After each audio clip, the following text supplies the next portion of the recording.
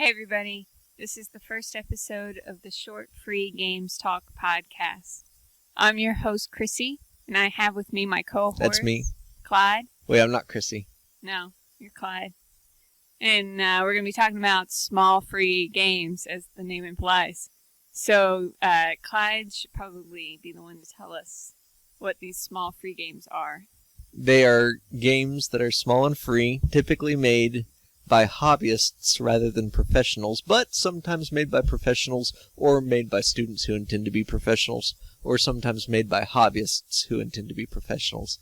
Oh, I should say video games, to be clear. Video games, yeah. We're not really talking too much about card games, I don't think.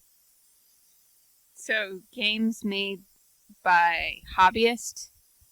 Typically. Typically? Yeah, I think that has a certain, I mean, that doesn't really tell us anything. Okay, so what I'm asking is, what are they? They're short games. Okay.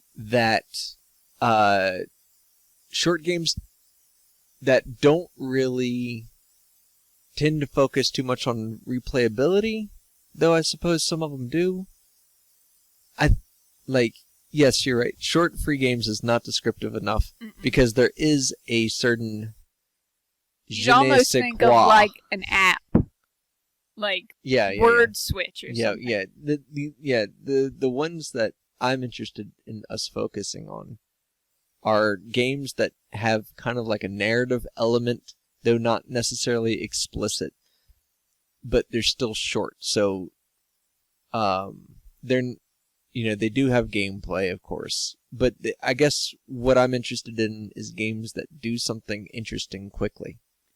How are they different than, like, regular video games? And let's talk about, like, regular short, small video games. Like, how are they different from Chime? Or how is it different from, like, Catan, Xbox Live version? Chime's an interesting example. For those of you who don't know, Chime is like, easy Tetris at first. No, it's hard to understand. Well, yeah, but you don't know that at first. Yeah. So it's incredibly accessible. It's very well designed. It's very well designed, as in every element in it is essential and does a lot to create a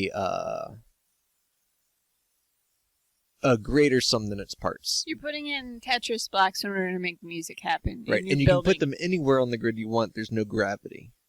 Yeah. Okay, but we're not going to... Anybody who's going to be listening to this knows what Chime is. Chime is... Or Braid, or, a small game that somebody has played. How does it compare to one of those games? Well, I think it could compare to a single level of Braid. If just a single level of Braid was released, then I think it would compare. But when there's...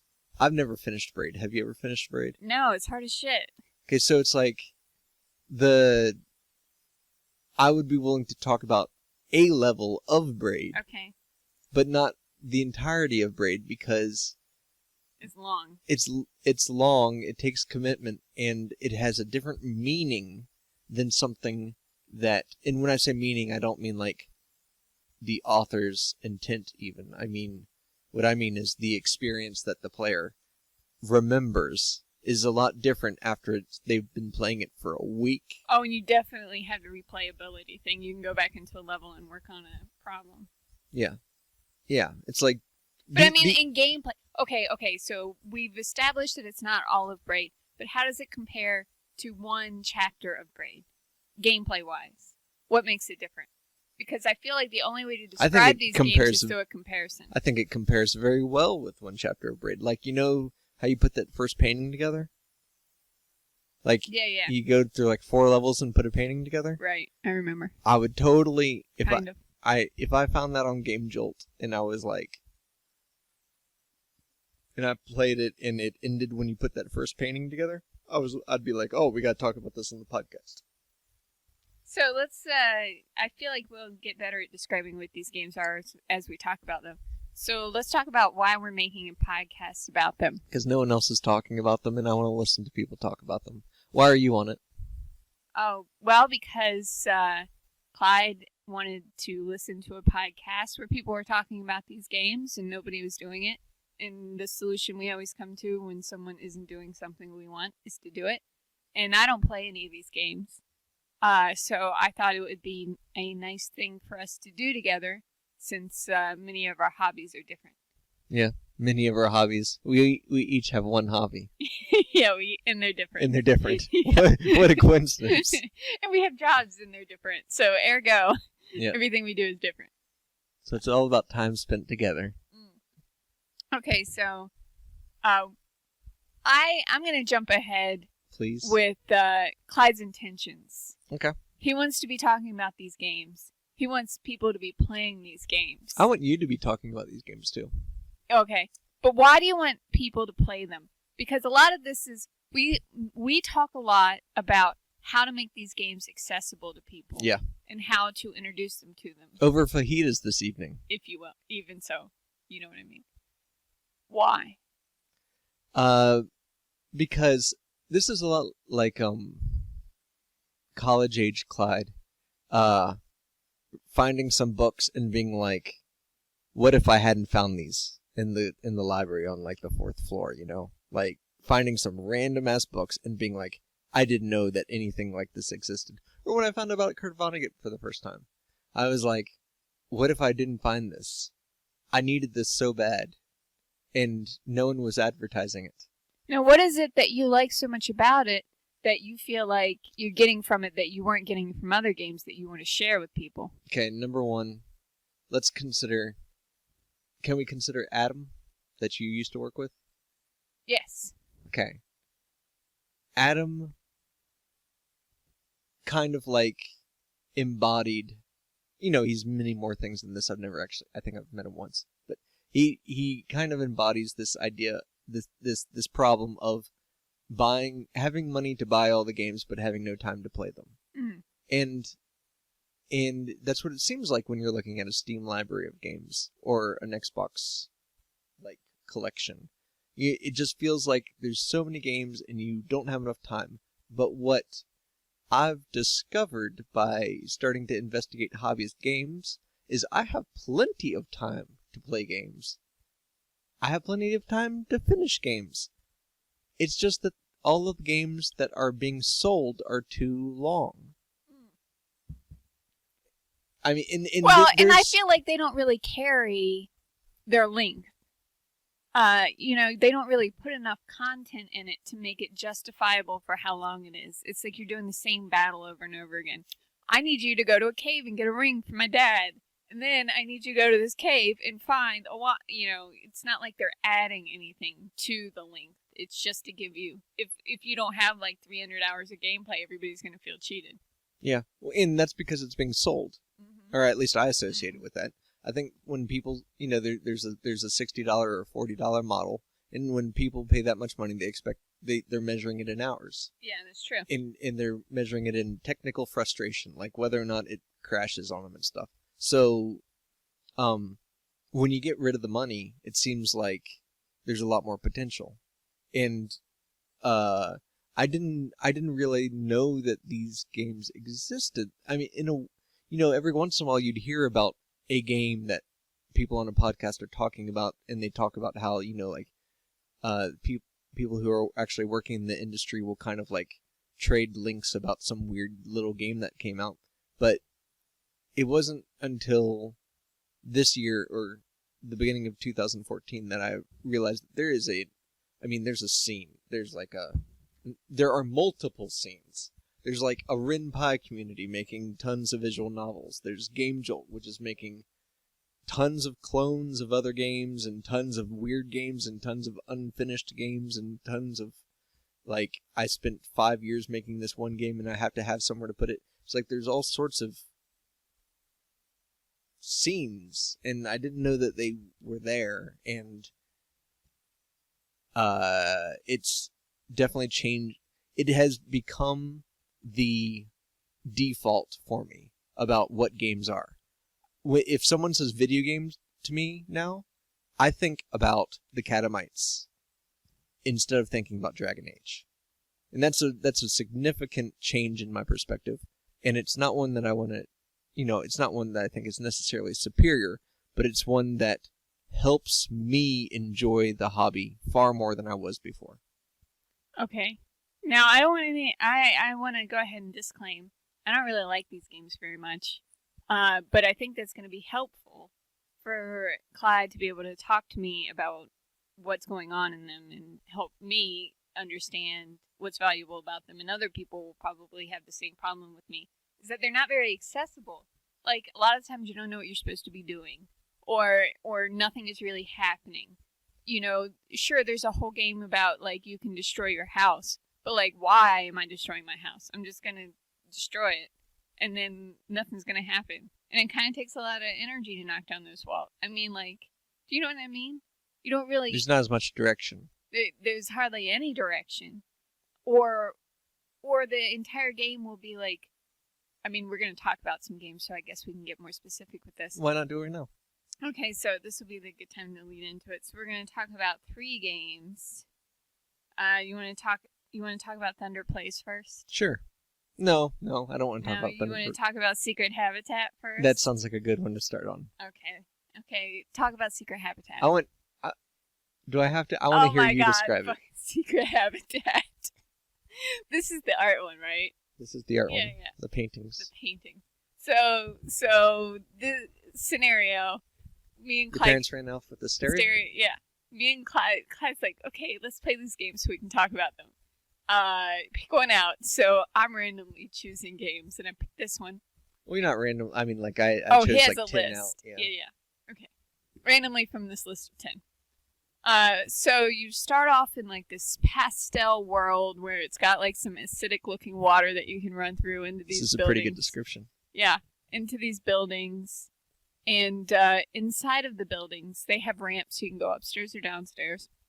And inside of these buildings, there are procedurally generated art that is abstract art on the walls.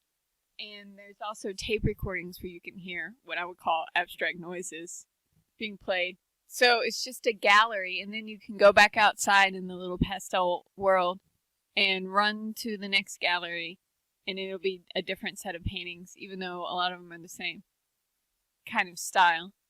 Lots of lines that are heavy, like in rows, and then kind of spread out, kind of like I don't know if you ever did this, but where you pour a lot of paint together. Like Max Ernst? I don't associate that with Max Ernst. I more associate collages with Max Ernst.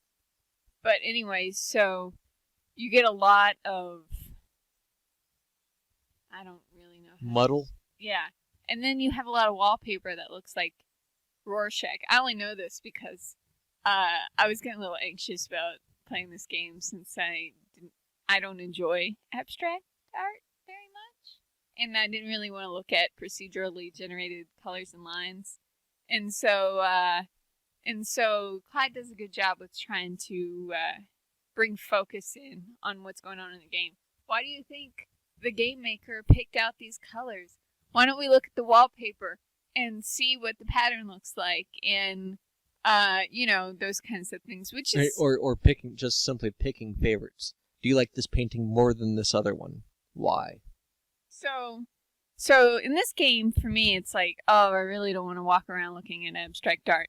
But why did you put it on the list? What did you get out of it? Why would you recommend that game to somebody? What is it? The thing that really excites me about Secret Habitat is that it is okay. So what I end up comparing it to is a simulated gallery that actually represents a real gallery. So imagine like a game where you're walking around the National Museum of Art, and you're looking at Monets and Vermeers, and you're looking at all of these pieces of art that you've already seen before, and you're seeing some of their oeuvre that I have no idea how to pronounce that word, I only read it, that you've never seen before, and you're seeing like all these well-known artists, and it's kind of like you're participating in you're going through a chronology of a very particular thread of culture that has been established as something that we have in common if we're knowledgeable about Western society. And examining like this technical progress and development of philosophy and priority throughout the art world in a very definitive story that has been created about how art progressed. So, and a lot of that art is representational, of course, but some of it's abstract. And so if we had a simulation where we were going through the National Gallery of Art, that would be our experience. Would be kind of like being like, okay, it's almost like a history museum. It's like, yeah, but I know what happened last time we went to the National Gallery of Art. We were like, oh, this art's not that good compared to a lot of art that we know exists, and it just gets arbitrarily chosen as being like what art should be, and gets put in a gallery. And it doesn't really mean anything. well, we can compare it to let's suppose it's a bunch of sixth graders have some folding walls that are been put up in the mall. Okay. Okay, and we're walking through that, and we'd be looking at, oh, this must be a picture of their pet. Oh, this is a picture of how they imagine the Dread Pirate Roberts. That type of thing, and you'd want to interpret it. Yeah, we would largely be interpreting it by representation and by intention. But there would be an intention of there being a subject matter, where in this art there isn't. That's what I think is interesting about it. Is that, I mean, yes, you could, Strange Think is the name of the developer. You could consider this being Strange Think's intention, but when I'm looking at a particular painting, I don't see that as something that Strange Think intended. I see that as being the artist that has been generated by Strange Think's intention, their tendencies. It's like a manifestation of their tendencies. And I think that is just such an interesting experience of going through a gallery and being able to compare and contrast algorithmically developed artist techniques that are categorized by artist, and then seeing how they vary, but also seeing how they stay similar. And there's a different type of priority involved in that. And I anthropomorphize the artists when I'm going through the gallery. And so I'm thinking of these as like as procedurally generated characters. And so a really good example, one of my favorite examples of an experience I had playing the game was I was going through, and there were, like, close to each other, there were two paintings, and I think I think one of the first ones was color, and then there was one that was just black and white, and it had prison something in the title, because all the paintings are titled two words, and it was like prison something. And I was like, that's kind of interesting, because it's, you associate, binary colors with oppression to some extent, or at least I do. And then I moved. What are binary colors? Well, in this case, I'm thinking of like just black and white tones. And so then moving through it, I came to another black painting that was prison something, and it was this. It was as if this character that no one intended, no one wrote this character, but someone made some math that can generate it. This character that only I have seen, because the game's generated every time someone runs it, right? So like no one has ever seen this character. Only I have seen this character. No one ever will see this character. But I got this. I was reading them as someone who was painting in this world and went to prison, and how, like, even though they kind of go back to their old style, every once in a while some amount of the trauma they experienced is resurfaces in their work, and those black and white tones come back up, and it's such a different experience than I've had, especially with games where even characters that are procedurally generated, they don't express themselves through art or through paintings. And it was really neat to have a game in which, first of all, I can do that, and second of all, I'm not distracted from it. So you have to be able to, in order to appreciate this, you have to be able to build your own scenarios. Is what you're trying to tell me. That's how I appreciate it, is by extrapolating. That's how I appreciate pretty much everything, right? Right. Like, so what would be your intention of recommending this game to me? Like, Chrissy, you should play this game. Well, that would be a very selfish thing to do, because I think about that game a lot, and so I would want you to see the thing that I think about. What do you think about when you think about it? What would be the thing I would see? You mean? I think about that world. So I'm obsessed. Personally, I'm obsessed with permanence. I mean, I have kid art from like elementary school that I can't get rid of. I mean, I can eventually, but yeah, he can't get rid of any art that he makes. It's permanent. Oh no, that can be something we have to paint over, like when we're drawing on the walls, kind of like you're obsessed with not losing any art. Yeah, I don't want to lose any of it. Even though, I mean, when are you ever going to reference it? Right. It's like everything that someone makes by hand, I feel is so unique. I don't want to lose it. What if we need this? I'm a hoarder of art. Even though you don't do anything with it. Well, I mean, I'm looking around this room, and it's right, because this is right in front of your face. This isn't in one of your millions of sketchbooks or up there in the container of kid art. Yeah, I mean, yes, it does not necessitate that I do something with it. This is true. So I'm obsessed with permanence, okay? So loading up a game and having, I think it's like 100 galleries full of art that's all one of a kind and no one will ever see again. Like, it's a completely different feeling closing that game down than it is finishing a game of Super Monday Night Combat. It's so funny how you can make everything sound interesting, even though I know for a fact it isn't. It's a skill. Yeah. It's like the Tom Green show. You know, I used to hate that show, but I could listen to people talk about it. And when they talked about it, it was like, wow, I really want to watch that show. It sounds so funny. But no, it isn't. You want to play this game now? Yeah, but I know what it's going to be like. I'm like, oh, God, more of this, like, inkwell art or whatever. Okay, let's move to the next one. Okay, yeah. Not to... No. Well, I'm kind of more interested in your perspective on it, but I don't know how to ask about it. Yeah, but, I mean, I don't really have a perspective on it. I mean, for me, it was just tedious. Like, it was just something I was trying to get out of the whole time. I don't really even have an opinion of it other than it's something I don't want to do again. So why don't you go to museums full of abstract art?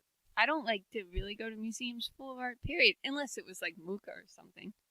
Because, I mean, most of it's like portraits or... I don't know. I don't really see...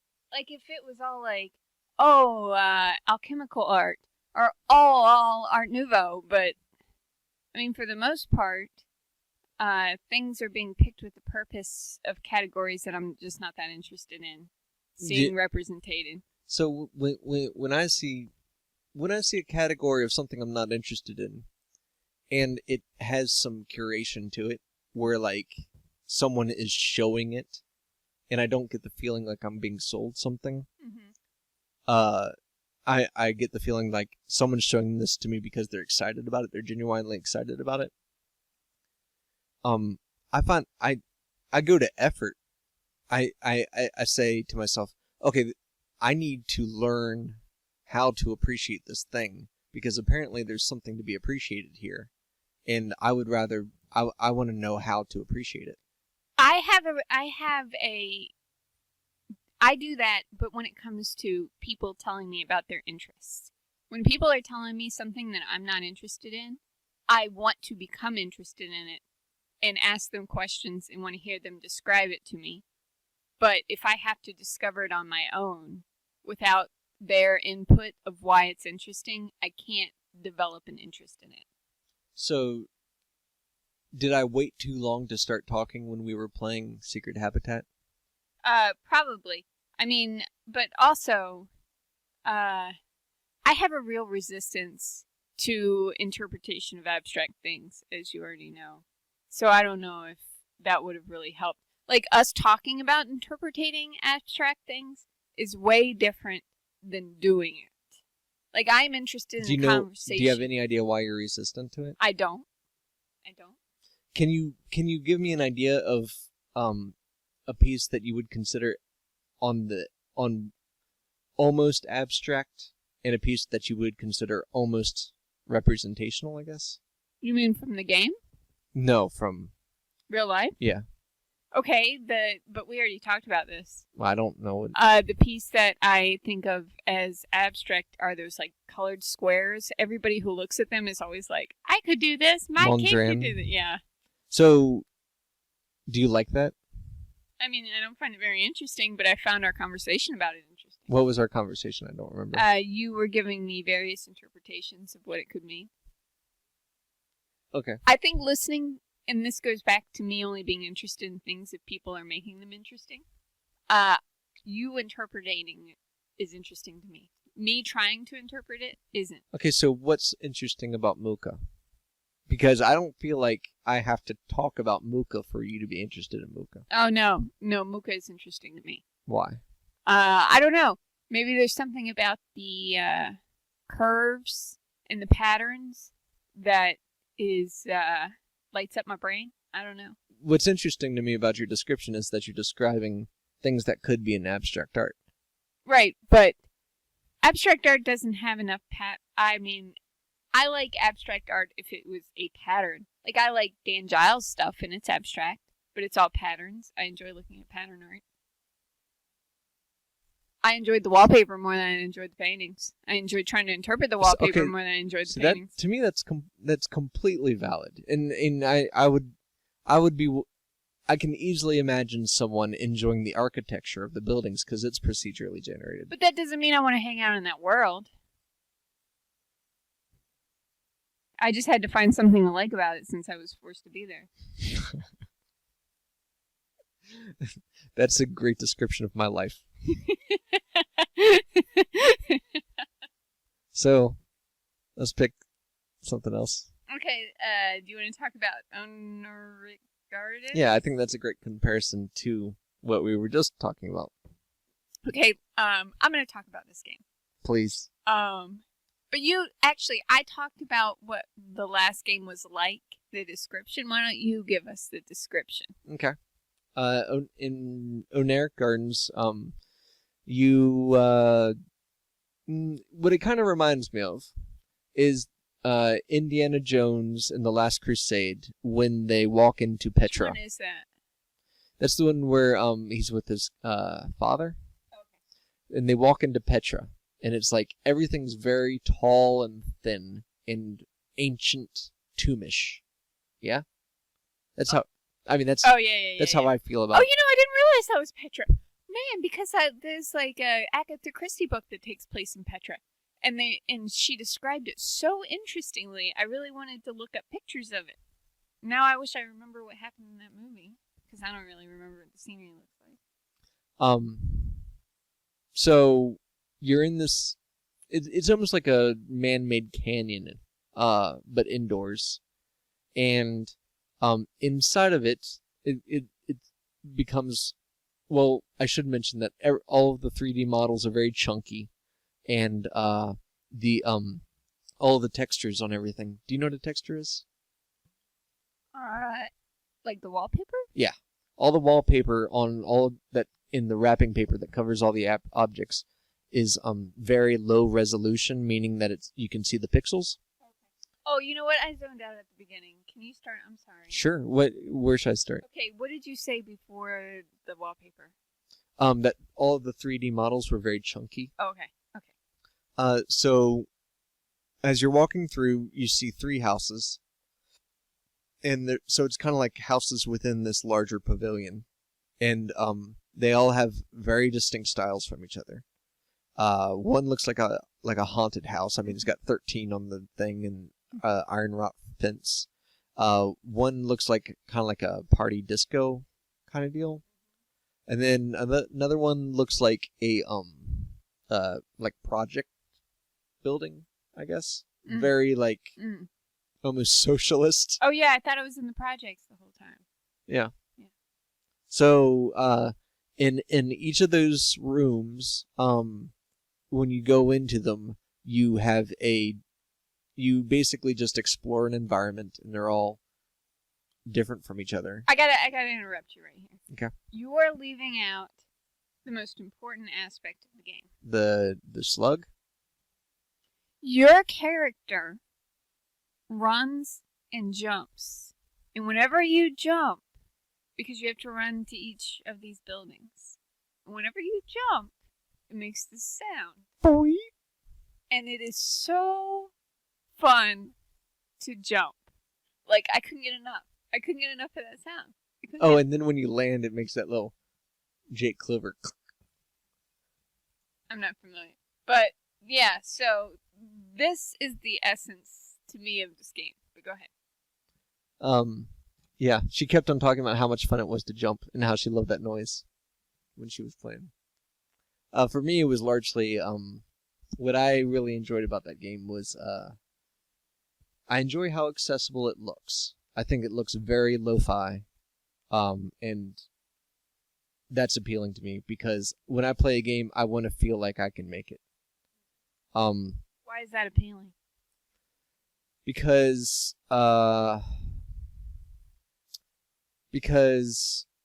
I'm reminded that I didn't make it, and that I had no reason. Like, everything that I associate with being able to make a game fails me. As in, I have the technical capability, which is usually what I think is what keeps me from making games. I have the technical capability, but I'm not making those choices. And the choices seem like the easy thing to do. And so as I'm going through, there's this context where I'm like, I can make this. So it's like, it's accessible, like, these people have the same tools as me and the same skill as me. And this is what they did and with this them. is what they did. Okay, Yes. And so I start paying attention to the choices that they make. So the thing that is really interesting to me is that it's projects, a haunted house, a disco, a tropical island that's not even a tropical island. Yeah, I didn't even try to figure out why they picked what they picked. It's not to me that was not a tropical island. That is like a thrift store tape of how to remain calm before your golf game. That's what that place. Oh yeah, right. You know what I'm saying? It was totally like crystal clear water, blue skies, yeah. like palm trees. Yeah, it is the place that the dentist tells you to imagine. It is not an actual place. Right. So those are like, and then the entire tomb itself, the entire cave canyon structure. So those are 5 things that this person chose to put into the game, and I find myself asking, why did they choose these things? Congratulating them on their choice, and just kind of feeling like I am walking around.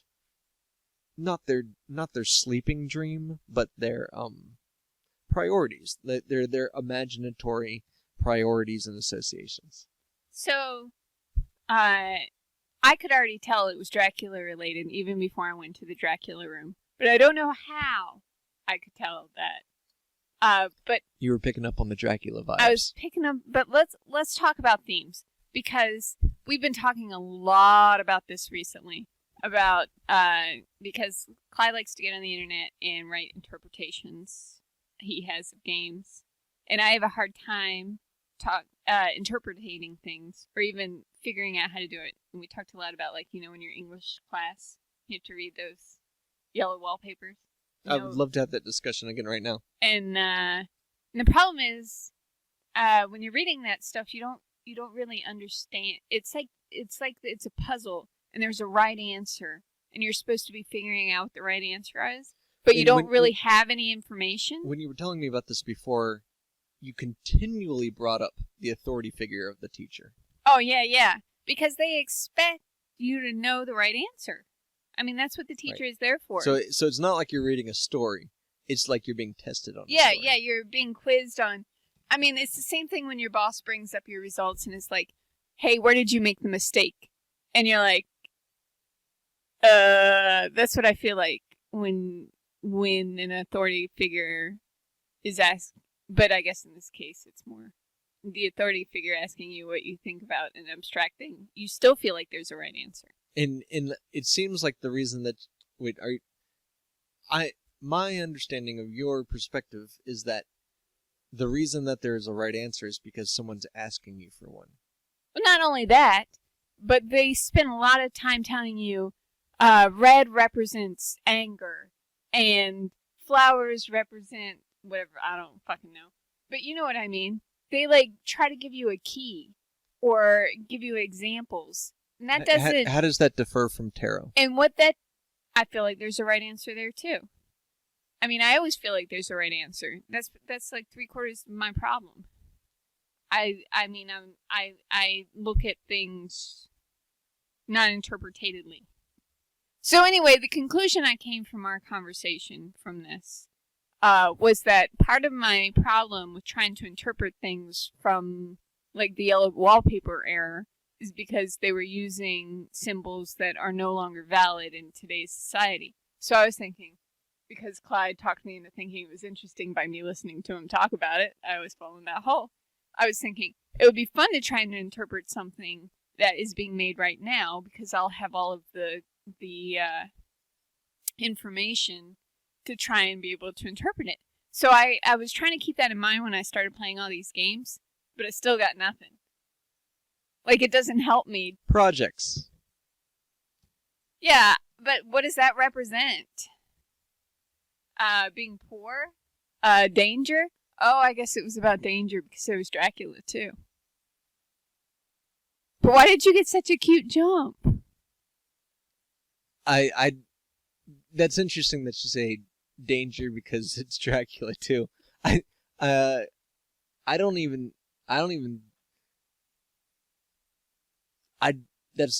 not what I got from the projects. Oh, what did you get? I got from the projects what I got was sameness. Largely communicated by stacks of boxes with the same texture on it. Right? So it's kind of like it's where we live we would consider it like cookie cutter housing. Would kind of give the same feel, only it would give it less poverty, So, for me, the project section was about like, almost like. So okay, you have. Let's compare slums to projects. All right. Define. Slums are a lot more interesting because everyone's finding stuff and making shit out of it, and they're not all finding the same shit. And so they end up... What do they make? What are you even talking about? Like, slums in like, India or Brazil or something. Where they're all, like, made with, they found a cinder block, so they get to put that in their shack. And all the shacks are watching too many documentaries. And they get to stack shacks, so it's like a shack stack, and they all like it creates this like this pile of individuality. I have to go get a beverage while you talk. Do you need anything? Yeah. Can you pour me some wine? Yeah. Like half of a glass. Yeah. So. Boy, it sure is a lot harder to talk when you're not staring at me. okay, so the slums have this feeling of individuality to them, and collective society with individuality to it. Whereas projects has this feeling of like, we've been provided housing, and everyone's apartment is the same, and this is the overall environment is one of sameness. Aren't you giving me the impression that there's a right answer right now? No. Well, I mean, maybe. I don't. What I'm corroborating, and when we had this discussion about the yellow wallpaper, my answer to you about whether or not there's a right answer was that it's not about whether or not there's a right answer. It's about consistency and how much it corroborates with other elements of the piece. Yeah. Okay, so how much does this I can't even say that word. I can't either. So it's okay. How much with the other elements? So the other elements are, when you go in one room, they have these piles of blocks that make a noise whenever you kick them. So it's really fun. They make different. There's like 3 different or 2 different noises. I think it's like 2. Well, that is what I corroborated it with, was with the stacks of blocks with the same texture, and kind of like just feeling like we all get the same blocks, you all make the same things out of the blocks, they all look the sameness habitat. But then there's like a Blockbuster video store of monster movies. See, I kept in a blood floor. I kept each of those houses separate as far as the corroboration of what they did. But that's not necessarily true, like correct. That's but aren't they all connected somehow? I think so, but I think that they're connected on a different scope than self-identifying. So, for instance, the Dracula house. I don't think that the identity of the Dracula house is defined by the other houses. I think it's defined by what's inside of it. But then once you have that identity, and this is just the way I went about it, once you have that identity, you can compare that identity to the other houses, and then triangulate a larger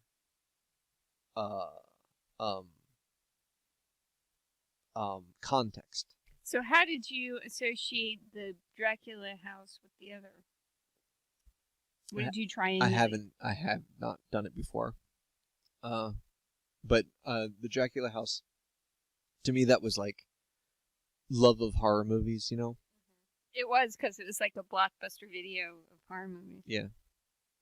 I guess it's kind of like, but there's like a creepy theme to the whole. Like, I knew as soon as I walk in that it was vampire related before I even went into the vampire room. The best part of the vampire room is the lounge. I love the lounge. I love walking in, and it's like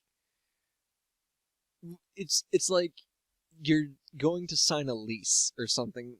They have like upholstered furniture that doesn't really look like anyone has ever been comfortable on it, but it's like supposed to look homey, and I loved the lobby. I thought the lobby was great. Sorry, did I interrupt you? No. But I feel like there is a darker theme, because I guessed vampires before I even went in there. See, I didn't get anything dark from it. Really? It's like dark and light. There's like the creepy vampire communist Russia era, and then you go to paradise. You're like, oh yeah, okay, yeah. I can see that. Yeah, it's I don't call it. Well, I mean, dark. Yeah, I guess. Yeah, there's like a sticky blood floor that's almost like quicksand that you have to jump in, and it holds you in. But it's fictional, right? It's like there's no sense of like. Yeah, it's like, okay, it's the same kind of creepy as those kind of horror movies where it's like goofy creepy. Yeah. So it's not like. But even those boxes are like kind of, one of their noises is negative. Like, it's all got kind of like, hey, this is a fun kind of negative. Yeah. Well, I mean, now that we're talking about it, I see it as being like living in same apartments, going to like adventure to the video store, right? Like this is a neighborhood. You go to the video store and you go to the disco. Oh yeah. Like those Totally. are the two places you go. I don't know which one they get groceries from. and so then you go into that, and then this is divided off, and you go into the room with the waterfall and the slug, and that's where you find the temple with the particles, and you're whisked away. You're whisked away. You're literally whisked away. It's a very much a sanctuary. Yeah, it's like something sacred. And then you get to ride on the surfboard. Yep. To like nothing. It was like really nothing in that world. Yeah. I think the most interesting thing about that last world is how it compares to the other ones. Kind of like what you were saying with the darker themes. I wish we had a better word than darker though. Yeah. But my favorite part was the bridge. So there's like this space bridge.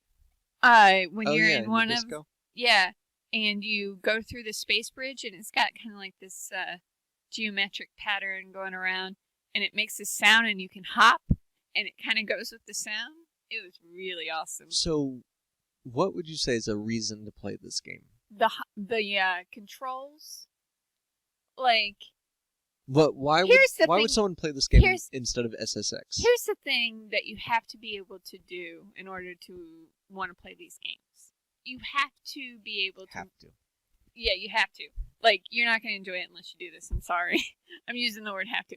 Like, there's so much that you do that you take for granted. That you don't realize that you take for granted. You have to want to interpret what's going on in the game.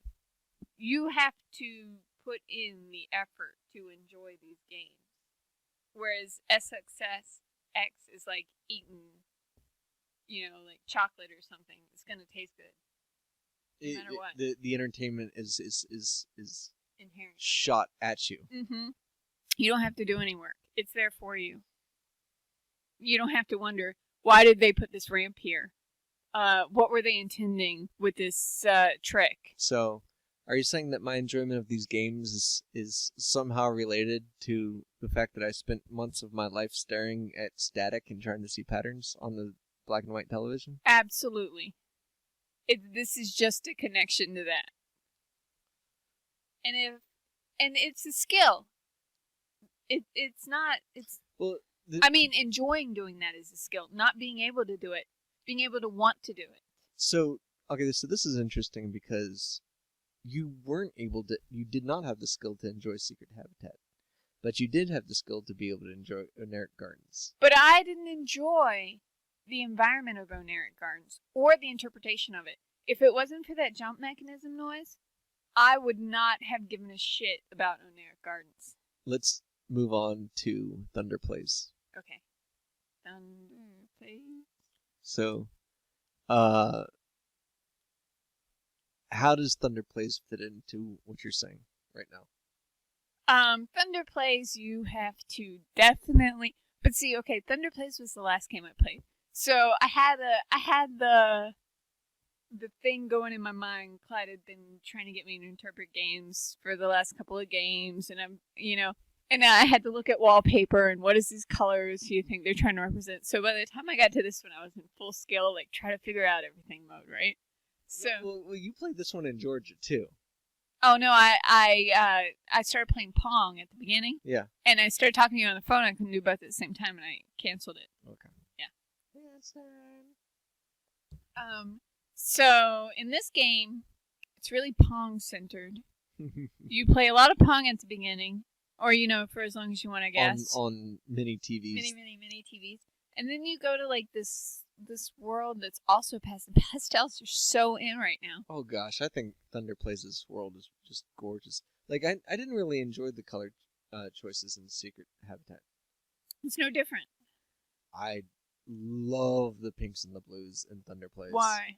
I guess thinking on it now, it's kind of like that part of the sunset where the cumulus clouds get little bits of pinks and blues on their edges. Okay, so then you go to this, like, it what is it like? the environment where you see all the like different Yeah. rocky. I thought of it as ice, kind of like walking around on top of Yeah, ice. but it kind of reminds me of like you look at this image of computers. Oh yeah, vectors. Yeah. So Like a low poly terrain and that is scarred with lightning strikes. yeah, and then they've got like these little robots sticking out that I thought the lightning was hitting. Yeah, I think you might be right. I think the lightning might be hitting them. Yeah, when the lightning hits the ground, it creates these holes that are kind of like an ice pick's hitting a giant ice pick is hitting the that area and creating a hole, and then it's when you look away that hole is then populated with the little. I don't know because you see them all. Robot. Oh yeah, maybe so. You see them all over though. You do see them all over. When you were playing, I was trying to figure out when they were appearing, and it looked like when you looked away, like when you were staring at them. I don't remember seeing them appear, but it seemed like when you turned back around, they'd be there.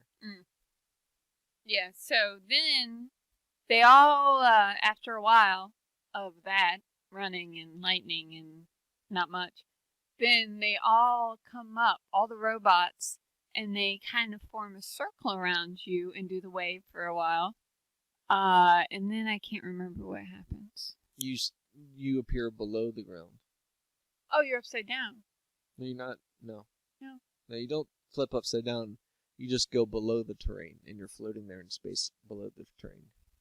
And then what? I don't remember. And then all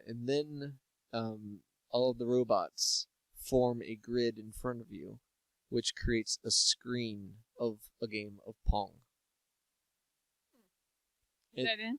And then once you get 3 points, the robots seem surprised or upset or satisfied. There's some aspect of them acknowledging that you got 3 points. And I think they start vibrating, and then it kind of like gives you a title screen. Thunder plays. You loved this game. Yeah. When you played it. I love it every time I play it. Why? So many reasons. Give us the interpretation. Tell us your. I don't have an interpretation of this game. I can interpret aspects of it. Well, okay, then why do you like it so much? So I love the art style. I love the colors. I love the. It's not because it's a game inside of a game, but the element of Pong in it is really neat to me. So I've played when you're looking through free games, often tutorials will be for 2D games will be a Breakout clone. You know what Breakout is? Like for Atari. Oh yeah. Yeah, or Arkanoid. Yeah, we had one for the Game Boy. Yeah, like a paddle ball where you're taking out bricks with the ball. Right. So you come across so many of those games when you're looking through free games. Really? Yeah, because it's often the tutorial game that you're first taught with. So I love being on the inside. A variation of, and that is a variation of Pong. So Pong is like a generation before us is Mario, right? And 2 generations before the Minecraft. Like, what do you mean a generation before us? Pong is like. Oh, our Mario. We had Mario. Pong Yeah. was the generation before us. Yeah. You mean? Okay. Yeah, and now they have Minecraft, and so it's like Pong to me is very much symbolic of it's like in computer programming, a lot of times the first thing you code is hello world. I feel like Pong is kind of like a hello world of So making video this games. goes back to me wondering if you can only enjoy these games if you're a programmer. I did not start enjoying these games until I started trying to make them. So I can't tell you for sure, but it's likely. So And that is something I would like to mention now. Even if you can't make games, I recommend making them anyway. If you want to. Well, yeah. I mean, I wouldn't recommend it to people who don't want to. They're better. well, yeah. I wouldn't better recommend spent doing anything other to people things. that don't want Yeah. to do it. But I mean, except for like watching. Yeah, but see, a lot of people say they want to make games when they want to make games. They don't know what they want to do. I think they come into it with. I came into it with expectations that got in my way, and that was, in order to make something interesting, I'm going to have to make Skyrim. Oh yeah, that's true too. But I thought for a long time, I read a lot of fan fiction, so I thought for a long time I wanted to write fan fiction in order to appreciate fan fiction. But I just want to do that. I just didn't know how to express how I wanted to participate. So I thought obviously writing it was the way to participate, but that wasn't it. Did your attempt to write it help you appreciate it? Oh, that's true. It did, because I realized even more how great of writers there are before I tried to do it. But it's not just, oh wow, this is actually hard and people are doing it though. No, it's I don't want to do it. Well, I mean, it's things like. Well, I'm speaking for you too much, I guess. Well, what I'm trying to say is they haven't learned how to express their appreciation for the form, so the obvious answer is to make it, when that's not necessarily how they could best enjoy contribution. Do you know what I mean? Like, I thought I should write it because I enjoy it so much. Yeah, you're right. Yeah, I'm sure that there are many ways to appreciate it that I'm not doing. I've chosen that they would enjoy other than trying to make games. That's fair. Yeah, that's fair.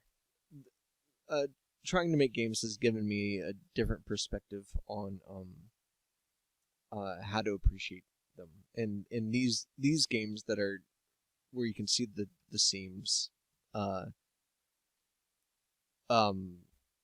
really fun to look at and to play through when you're incredibly aware of all of the decisions that are going into it, and in how each of those decisions requires so much commitment. But you know what? You're right, though. If somebody thinks that they want to make games but they really don't, they should still try to do it so they can get that out of their system and move on to the next thing that they want to do. It's like, I mean, I often talk about this. I don't feel like I ever listened to music until I started making it. Really? Yeah. Oh, but yeah, that's true about you. And I still don't listen to lyrics. Yeah. That's why. That's one of the reasons I really like K-pop, is because I can't understand anything they're saying. Yeah, I've always been. I think the difference is you've always been a person who makes things, and I've always been a person who consumes things. So I always think of it from the consumer aspect, and you always think of it as the. That's why this podcast is so great. Yeah, I guess so. The person who doesn't understand it and the person who doesn't understand. So, Wait, what were we talking about? We were talking about Thunder Plays, but we should be wrapping up. Well, there's one more thing I would like to say about Thunder Plays. Plays. You haven't really said anything about Thunder Plays. Okay. Thunder Plays presents this context of the game of Pong at the very beginning, and the game of Pong at the very end. Oh, okay. Yeah, accessibility. That's what we're talking about. By presenting Pong in two different contexts, one at the beginning and one at the end, it kind of it creates. I'm using this. I am totally making up my definition of this word, so I probably shouldn't do it, but I'm going to do it anyway. Okay, let's do it. It creates a parenthetical. What does that mean? I don't know what it means. How are you using it? It feels like things are in between parentheses. Okay. The two games I didn't even think about this, but like, it's as if Pong itself is a game of parentheses. Which is pretty fucking big. Okay, don't tell me what you mean. When you look at Pong, it looks like two parentheses with the period in between them. Kind of. Then they're straight. Okay, yes, that's true. No. you can't sell this one to me. Okay, so okay, so it creates this what do you call that? Like where you have a definite start point, a middle, and a definite end point. And the start point and the end point have similarities, and so like a crab cannon. Okay. Like a reflection. What is a crab cannon? I'm not sure, but I think a crab cannon. Why do you keep using words that you don't know what they So mean? I read a lot, but I don't actually think about it. I just read it. So I think a crab. I think it's a watchdog. I think it's steel rod. I think a crab cannon is when a piece of classical music hits a midpoint at which it's got a chiastic quality. Would they really call that a crab cannon? I don't know. I'm not sure. Okay, we all get what you mean. The beginning and the end is the same. Yeah. Like a palindrome. Or a reflection. Yeah. So it creates that. It uses a reflective technique in its narrative, which to me bypasses all need for actual meaning or significance, because the format itself is significant. There's no way they're not trying to communicate something with those robots doing the wave around you and then you being upside down on that lightning world. They are trying to communicate something in that game. Something specific? I think so. I think there's a right answer. See, okay, well, let me tell you what the viruses, the robots reminded me of. Okay. I don't know if this is a false memory or not. Okay. That means it is. But when I was in the house that we moved out of when I was 8, so I had to be between the ages of 0 and 8. Okay. I think it was probably around the time I saw Close Encounters of the Third Kind. Okay. But I don't remember. I remember going into a grocery store and seeing an alien in like a tabloid in line, and like a classic gray alien that has the like oval head with the little sharp point on the bottom kind of deal. Okay. I remember seeing that after my dream and being like, that's the thing I saw in my dream, right? And the dream was I had ants crawling all over me. Okay. And I was panicking because it was like I was laying in my bed and ants are crawling all over me. And so I like can't get the ants off. I think I can't move or something like that. So then later that night I wake up and it's one of the alien things, right? And it's at the bed and it just like, is this a real dream?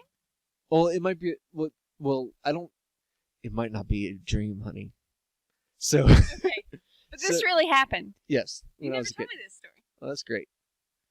So like when I see the alien thing, I kind of freak out in a similar way as I freaked out with the ants, right?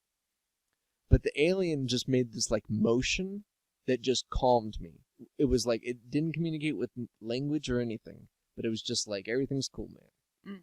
Just like with its like not even motioning, just kind of giving me a vibe somehow of, oh, it's cool. Everything's cool. And I was like, oh, okay, everything's cool. I just went back to sleep and it was fine.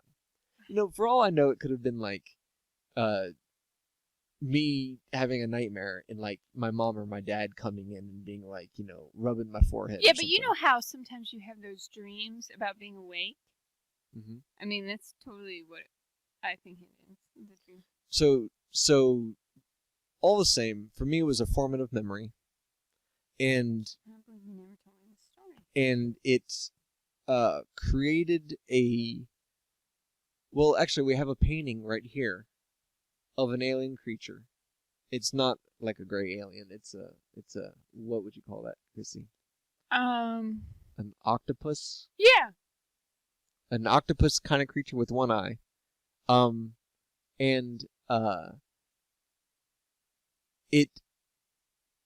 This is a painting where the person in it is basically saying, I'm afraid of you. And it's saying, do not be afraid. Like, do not be afraid is this motto that I love, this narrative idea of like a creature that you're not familiar with that has some amount of reverence to it. Okay. Communicates without language, the phrase "do not be afraid" and it being convincing. That's what I got from the virus things. That's so interesting. So it was like all of these virus things are doing something around me, and I'm going, what should I be doing? Oh God, the lightning and the environment. You start lifting off the ground, and you're like, you're like, oh, I've even lost contact with the ground. Like the one real sense of agency I had, which was walking around, is now disappeared. I have no And control. then they turn into something familiar, the Pong game. Yeah. It's interesting. Yeah. Huh. So I really like that game. That's really That's cool. what it reminded me of. What were you saying that it reminded you of something? No, but after you first played it, you talked about how good it was and how it was so good and blah, blah, blah. But I was really expecting, like, I don't know, to like it. Well, one thing I really like about this game, and I keep on trying to say this but being distracted, is that it has so little amounts of... It goes so fast, it does everything so quickly, and it's like you're basically just in a play or a dance, and it's over. Right. I love that. It gives me just enough agency to feel like I'm playing a game, and it's like this short little experience that I feel like it takes me on a not on like a journey over geographical distance, but a journey over things happening in quick succession that seems somewhat related to each other, but not necessarily interpreted, just an experience. Yeah, an experience. It's just a quick experience, and I think it's done so well. It was more of an experience than the other games that I played. It was. Yeah, there's definitely a story happening to you versus I'm just in this world moving around and looking at stuff. Yeah, it's like you're watching a movie versus walking around an environment. Yeah. Yeah, I agree with you about that. I think we should wrap it up. Okay, before we end, do you want to say anything about how, or do you want to save the conversation about making these games accessible? The categorizing thing. The categorizing thing. Yeah, I don't think I have the energy for it.